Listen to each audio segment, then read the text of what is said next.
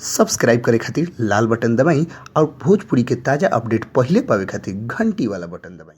छपरा जिला भोजपुरी पर रउआ लोग के बहुत बहुत स्वागत बा। जी हाँ, खेसारी लाल यादव के दर्शक लोग खातिर बहुत बड़ खुशखबरी रउआ लोग के बीच हम लेके आइल बनी। जी हाँ, खेसारी लाल यादव के चाहे वाला लोग के आज हम बहुत बड़ा न्यूज बता देवे जा रहा बानी। खेसारी लाल यादव के बारे में रउआ लोग के पता होके चाहिए कि खेसारी लाल यादव के एल्बम के रिकॉर्डिंग हो चुकल बा। कौन एल्बम के अभी सावन आवे में बाकी बा समय, लेकिन बहुत पहले से खेसारी लाल यादव ए चीज के पूरा कर चुकल बड़न, यानी एल्बम के रिकॉर्डिंग अपन पूरा कर चुकल बड़े पटना में। और रिकॉर्डिंग लमसम क्लियर हो गई बटे, मिक्स बाकी बटे। काहे से कभी साउंड में भी बहुत टाइम बा, लेकिन खेसारी लाल समय के वजह से और मुंबई चल गई के बाद टाइम ना मिल पावेला। ये के वजह से खेसारी लाल यादव रिकॉर्डिंग करके आ फिर निकल हन मुंबई। ओकरा पहले वो अपन बाबा धाम यानी बोलबम के यानी देवघर के टाइम के कैसेट अभी ही रिकॉर्डिंग कर ले बने। उनकर जानता नहीं कि बहुत सारा देवघर के यानी बोलबम के एल्बम हिट बाड़ी सन शुरू से ही लेकर के,